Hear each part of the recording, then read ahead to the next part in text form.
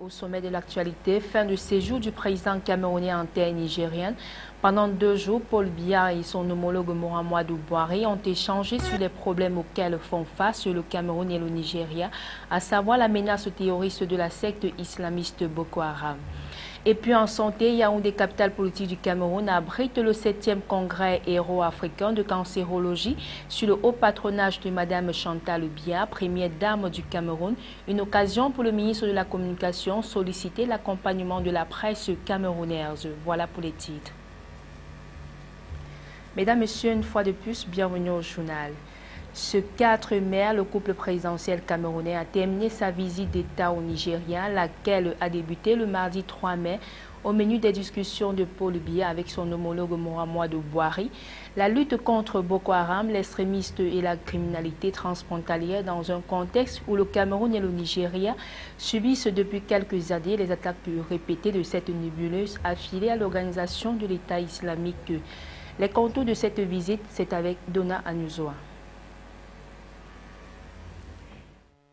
C'est une vérité de la palisse de rappeler que les rapports diplomatiques et économiques entre le Cameroun et le Nigeria ont traversé de nombreux soubresauts, notamment avec le conflit sur la presqu'île de Bakassi, riche en pétrole et en poissons, qui avait failli provoquer une guerre entre les deux pays en 1994.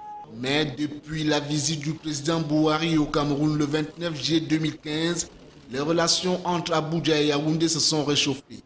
Les questions d'ordre économique sont au menu des discussions entre les deux hommes d'État, avec en vue la signature d'accords sur la libre circulation des biens et des personnes. Première économie d'Afrique, le Nigeria est aussi le premier partenaire commercial pour le Cameroun, avec plus de 400 000 milliards de francs CFA d'échange en moyenne chaque année, selon une étude de la Banque mondiale. Par ailleurs, au moins 1 million de Camerounais sont installés au Nigeria, contre près de 3 millions de Nigérians recensés sur le sol camerounais.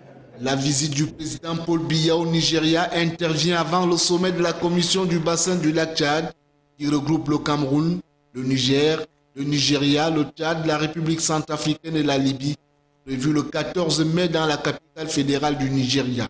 Le sommet sera lui aussi principalement consacré à la lutte contre la secte terroriste Boko Haram, occasion de raffermir les relations entre le Cameroun et le Nigeria, deux pays qui partagent une frontière commune longue de 1690 km. Africain de cancérologie, le ministre Issa Chiroma Bakari de la communication porte-parole du gouvernement en appelle à l'accompagnement de la presse nationale dans cette importante réunion des experts en cancérologie qui se tient à Yaoundé depuis ce 4 mai 2016 sous le haut patronage de Mme Chantal Biya, première dame du Cameroun.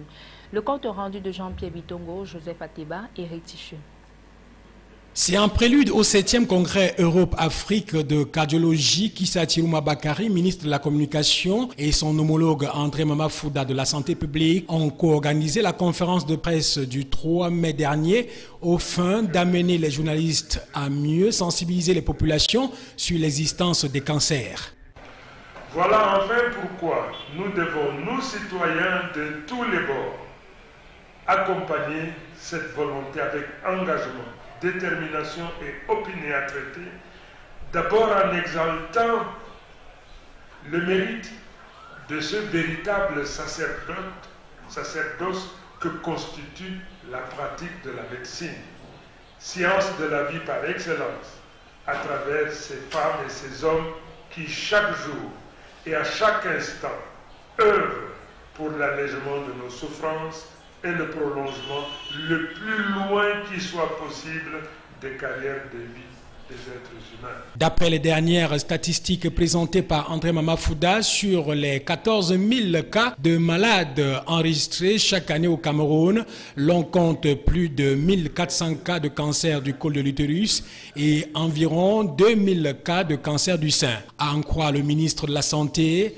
le cancer est une maladie grave qui connaît depuis quelques décennies une progression sans cesse croissante, au point d'être aujourd'hui classé parmi les 3 premières causes cause de mortalité chez l'adulte au Cameroun. Et la plupart des nouveaux cas connaissent une issue fatale. Cette situation s'explique par le fait qu'au moins 80% des malades cancéreux se font dépister tardivement à cause soit de l'ignorance, soit de la pauvreté ou des barrières culturelles. Pour le moins, cette rencontre scientifique internationale que le Cameroun abrite pour la 3e fois vise à partager les connaissances et expériences en matière de prise en charge des cancers en Afrique et en Europe et à élaborer une stratégie de plaidoyer pour lutter contre le cancer. Le 7e congrès Europe-africain de cancérologie qui se tient sous le thème « Cancer de la femme et de l'enfant » s'achève ce 6 mai 2016. Toujours en santé, Yaoundé, la capitale du Cameroun, abrite depuis le 3 mai 2016 la 10e conférence internationale sur le traitement du VIH, la pathogénèse et la recherche en matière de prévention dans les milieux aux ressources limitées. La cérémonie d'ouverture a été présidée par le ministre André Mama-Fouda de la Santé publique. Jean-Pierre Bitongo, Joseph Ateba, Justice Toto. VIH au Cameroun. Cette conférence, qui rassemble des experts internationaux dans le domaine du VIH et des problèmes de santé connexes tels que la tuberculose, l'hépatite et Ebola, vise à échanger les résultats des recherches, à promouvoir la collaboration et le partage des expériences à travers les domaines de recherche et les continents. C'est également une opportunité pour les jeunes chercheurs de présenter les résultats de leurs travaux. Le Cameroun est honoré d'abriter une conférence de ce niveau où il y a toutes les sommités internationales qui font les recherches sur le VIH-Sida et sur les hépatites. Nous disons déjà que des efforts importants sont faits dans notre pays, mais au cours de ce forum, nos jeunes chercheurs vont pouvoir donc confronter le produit de leur recherche par rapport aux grandes avancées dans les autres pays. Les travaux qui s'achèvent ce 6 mai 2016 sont animés par des conférenciers de renom qui partagent leurs connaissances et leurs points de vue avec des aspirants et jeunes chercheurs.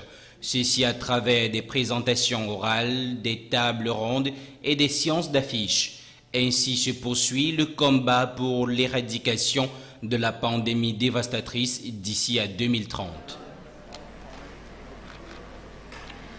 Les responsables régionaux pour le littoral récemment nommés et ceux des services des impôts ont officiellement pris fonction à Douala le 4 mai 2016.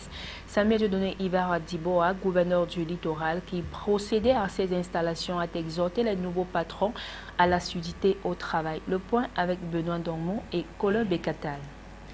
Le cercle de la famille administrative du littoral s'est agrandi avec l'installation ce 4 mai 2016 des responsables régionaux récemment nommés. 4 délégués régionaux dont Pierre-Félix Ndior de l'habitat et du développement urbain, Bouba Hamido du tourisme, Kombu, Né Mpesa Yvette de l'éducation de base et Sungu, Né Mwengem Pondo Irène du sport et de l'éducation physique et 2 chefs des services des impôts que sont Ngifo, Né Eposi Sylvie du service des impôts du littoral 1 et enfin Tanier, Né Tambi Agnès de littoral 2. Samuel Dieudonné Ivara Diboa, gouverneur de la région du littoral qui en la circonstance a établi ses personnels de l'administration publique, a félicité leur parcours professionnel avéré. Il a encouragé collectivement les nouveaux responsables à confirmer le caractère judicieux du choix porté sur eux. Préservation de l'éthique, gratuité des services, ponctualité et assiduité, lutte contre l'inertie, voilà ce que doivent être les leitmotifs des patrons installés. Pris individuellement, Samuel Ivara Diboa a présenté ce qui est requis de chaque responsable. Vous êtes sans ignorer que les pertes de temps sont une source de lenteur dans les services publics et créent des désagréments dans vos usagers, car la machine administrative qui devrait pourtant fonctionner à plein régime pour, d'une part, satisfaire de manière efficiente aux attentes du public et, d'autre part, respecter la programmation de la mise en œuvre des projets et programmes gouvernementaux dans les régions.